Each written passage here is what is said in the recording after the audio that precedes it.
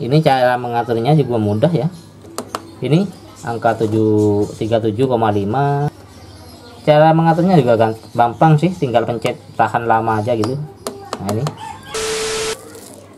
dulu waktu sekitaran 2000 berapa ya, 2002 2003 lah, saya dulu bukan peternak sih, penetas telur bebek ya. Dulu saya teteskan sekitaran 100 butir, kemudian hasil itu gak saya jual. Kalau dulu saya waktu pengalaman itu suhunya sudah agak pakai termometer ya, sudah ketemu gimana caranya ya, gimana ya, di duburnya itu dibecet gitu, kalau ada munculnya itu jantan, kalau udah ada berarti betina.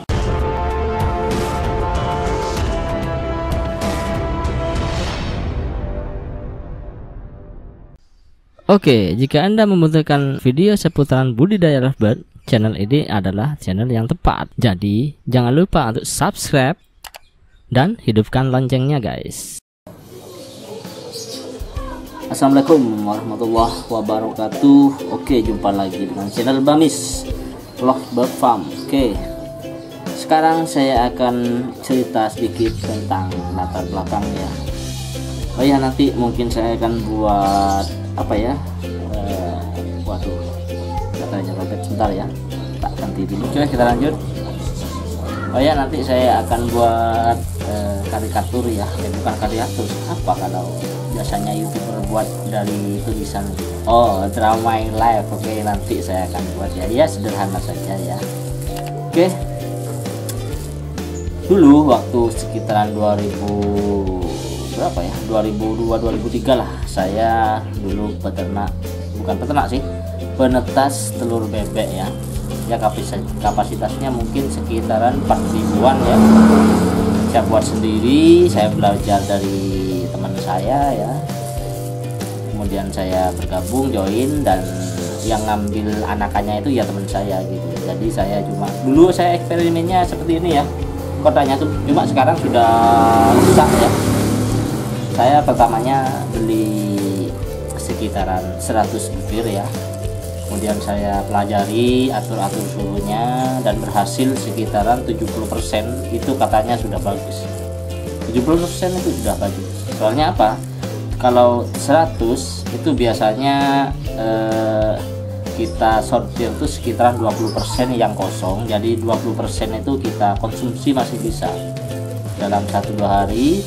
Kemudian setelah 5 hari kita sortir lagi ya, dan yang gagal itu masih bisa cuma buat jamunya sapi, jamu ternak itu bisa, jadi masih bisa dijual ya. Kemudian setelah itu kan sisa mungkin sekitaran berapa persen ya, 75% ya. Akhirnya jika sudah 75% itu nanti mungkin akan jadi disisihkan lagi sekitaran 70%. Jadi 70% itu bagus. Kalau menurut teman saya 50% masih untung guys seperti itu. Tapi semaksimal mungkin kalau bisa, kalau rezeki bisa 75% bisa guys. Tergantung apa ya, telurnya juga banyak yang diisi atau enggak. Dulu saya kapasitasnya mungkin berapa ya, 200 per kotak, 250, 1 2 3 4 5 6 7 8, mungkin sekitaran 4.000 total, 4.000 telur ya gitu sih. Jadi saya orangnya pengen belajar dan pengen mencoba sesuatu ya. Ya itu dia, dulu saya teteskan sekitaran 100 butir, kemudian hasil itu gak saya jual, jadi saya pelihara sendiri. Akhirnya 70 ekor itu saya teteskan lagi, hasilnya itu ya, akhirnya menambah lagi 250 gitu. Anakannya saya store gitu, terus nanti telurnya yang 100 itu saya ternakkan lagi gitu. Kemudian setelah 100, dulu itu saya hampir 200 ekor guys, jadi 200 ekor, tapi telurnya juga disumbang dari Lumajang ya. Jadi telurnya itu kalau nggak seingat saya itu Pak Salam ya, Pak Salam di Banjarsari itu partner saya dulu. Saya belajar di sana ya. Saya belajar, kemudian saya sharing dan akhirnya kerjasama, dan akhirnya saya paling top itu 4.000 butir telur. Oke, mungkin sekarang masih ada ya, mungkin nonton ini Pak Salam, apa kabar? Oke, itulah. Tapi ada kendalanya juga sih, sekitaran tahun 2004 itu ada flu burung, akhirnya agak macet gitu, jadi akhirnya mengurangi. Akhirnya saya dapat kerjaan di pabrik. Akhirnya ya, saya dulu masih jomblo sih, kalau di pabrik itu kan rasanya gimana pakai sepatu gitu ya. Akhirnya saya terjun ke pabrik. Saya pikir saya pikir kerjaan ini, maksudnya penetas ini, mungkin suatu saat pasti akan bisa saya tekuni gitu. Tapi kalau pabrik ini kan saya diterima di pabrik, jadi kesempatan satu kali gitu. Jadi saya coba di pabrik ya. Terus habis itu tahun 2004 itu ada apa ya namanya, bukan pandemi sih, tapi flu burung ya. Flu burung akhirnya macet dan mengurangi setoran ke Bali, mengurangi karena ada flu burung. Akhirnya saya juga ambil kesempatan kerja di pabrik itu, dan akhirnya nemu jodoh di sana dan keluarga ya. Dan akhirnya berhenti juga, dan bisnis kecil-kecilan ya. Saya buka usaha warnet, dan saya juga buka ya toko kecil-kecilan lah. Akhirnya ya berjalan terus, toko online juga berjalan, dan akhirnya ya sampai sekarang ini. Dan singkat kata, pelajaran dari ternak bebek yang dulu saya lakukan itu mungkin saya akan share juga ke kalian ya. Saya share tapi kapasitasnya ya sedikit ya. Ini telurnya ada 7 butir, kemudian telur entok ya itu ada 6. Tapi menurut saya sih sama saja ya, mau jutaan ribu telur, mau 10, itu suhunya sama saja ya, cuma cara penanganannya saja yang beda. Kalau menurut saya sih, kalau suhu sih sama saja. Saya pertahankan di angka 75 derajat sampai 37,5 derajat sampai 39 ya. Jadi 39 sudah mati, 37,5 hidup. Dan kelembapannya saya kasih air di bawah ya, tentunya dikasih spon biar apa, biar merata gitu. Jadi ya sebetulnya, atau kita lihat saja ya seperti apa mesin tetas saya ya. Oke, ini dia. Ini ukurannya sekitaran 40 kali 60 ya. Ini dulu sudah saya coba di bebek sama ayam, berhasil ya. Tapi dulu itu termostatnya bukan yang digital, ini sudah digital ya. Dulu masih seperti apa ya, seperti seng bulat gitu termostatnya. Tapi karena sudah rusak, jadi saya beli yang digital ya. Harganya murah sih, sekitaran 50 ribuan. Oke, ini dia ya.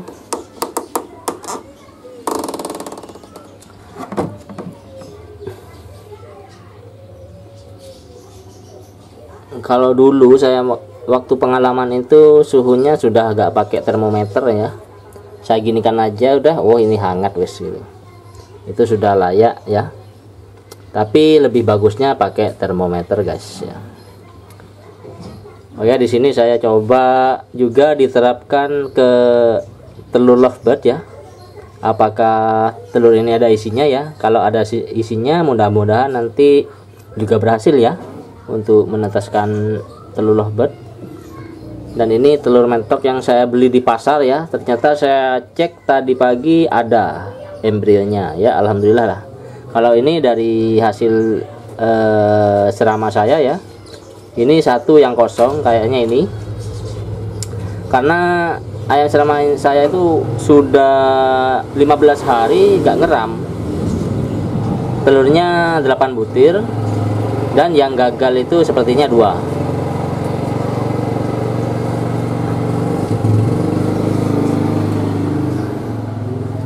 Oke, nanti kita lanjut seperti apa embrionya ya.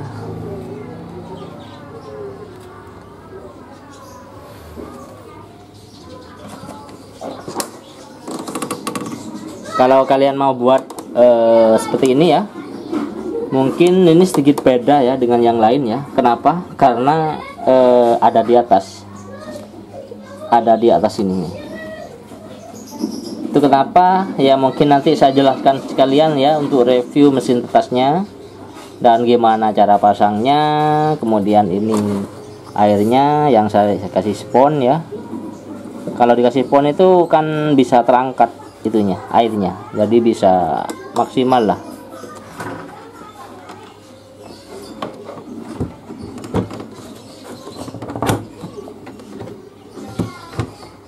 Oke.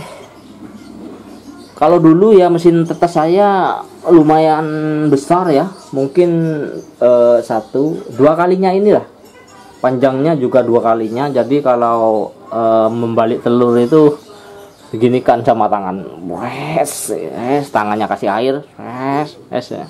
Kadang disemprot, kadang dikasih lap ya, langsung dilapkan gitu. Itu untuk telur bebek dulu ya. Dan cara membedakan telur yang baru netes pun, kalau bebek sudah ketemu ya, gimana caranya ya, gimana ya, di duburnya itu dibecet gitu. Kalau ada munculnya itu jantan, kalau udah ada berarti betina, seperti itu. Jadi setelah netes ya, dapat 24 jam itu sudah bisa ditentukan guys ya, mana jantan mana betina. Kalau dulu sudah pengalaman ya, tangan saya ini kanan kiri ini thread, kalau ada langsung jantan, ini betina, ini jantan, ini betina, jantan, betina. Jadi jualnya itu lebih mahal yang betina kalau bebek. Kalau dulu berapa ya? Kalau dulu saya masih masa itu ya, telur bibit itu 1.500 lah, 1.500. Kalau telur bebek yang maksudnya bebek yang menetas, yang betina itu kurang lebih 7.000 per ekor ya, 7.000. Kalau yang jantan itu separuhnya 3.000. Kalau banyakan betinanya sih alhamdulillah, tapi selama saya netes itu betina sama jantan itu 50-50. Jadi separuh-separuh. Itu ya. Jadi dulu itu jadi harganya 1.500 telurnya ya. Kalau jantan itu 3.000, masih dapat untung ya, untung separuh. Tapi kalau betina itu mahal, antara 6.000-7.000 guys, seperti itu. Jadi untungnya dari betina. Kalau untuk jantan itu untuk apa? Untuk apa ya? Anggap balik modalnya telur mungkin lah, seperti itu. Kalau betinanya itu untungnya seperti itu kalau kalkulasinya. Ya alhamdulillah saya punya pengalaman seperti itu, dan mungkin saya akan bisa share di telur yang lain ya. Ini yang telur ayam. Dulu saya juga pernah neteskan itu waktu kecil itu kan, bukan waktu kecil ya, waktu saya di sawah itu menemukan telur puyuh ya, telur puyuh yang lorek-lorek ya. Saya juga teteskan juga ya, nemu 2 butir ya, saya teteskan juga di mesin bebek itu. Akhirnya menetas juga guys, dua ekor gitu, menetas semua maksudnya.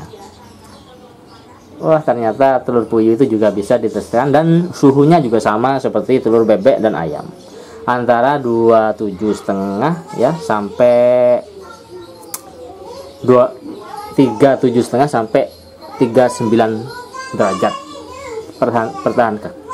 Pertahankan di angka itu ya. Oke, kalau dulu ventilasinya saya yang besar ya, yang bebek itu ada di tengah kotak. Tapi kalau sekarang saya kasih di sini guys ya. Ini ventilasi ini saya buka ya, mungkin kalau sudah mau netes ya, Kenapa? Buat oksigen juga ya kalau mau netes. Jadi nanti kalau udah netes dia sedikit memerlukan penghangat ya, karena telur itu sudah panas sendiri gitu. Mungkin sekitaran hari ke 10 sampai ke 20 itu apa ya, sudah mengurangi karena panasnya dari telur itu sudah memadai seperti itu. Jadi semakin rapat sebenarnya makin bagus kapasitasnya. Kali ini kan benggang-benggang ya, mungkin kalau full itu lebih bagus lagi. Jadi dulu kalau saya ngeram telur bebek itu ya, pinggirnya itu saya kasih buat cadangan kalau nanti kosong gitu.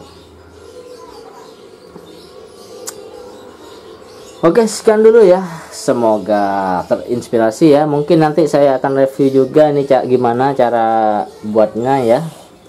Oke, mungkin kalian mau buat di rumah ya. Kalau termostatnya banyak di toko online sekitaran 50.000.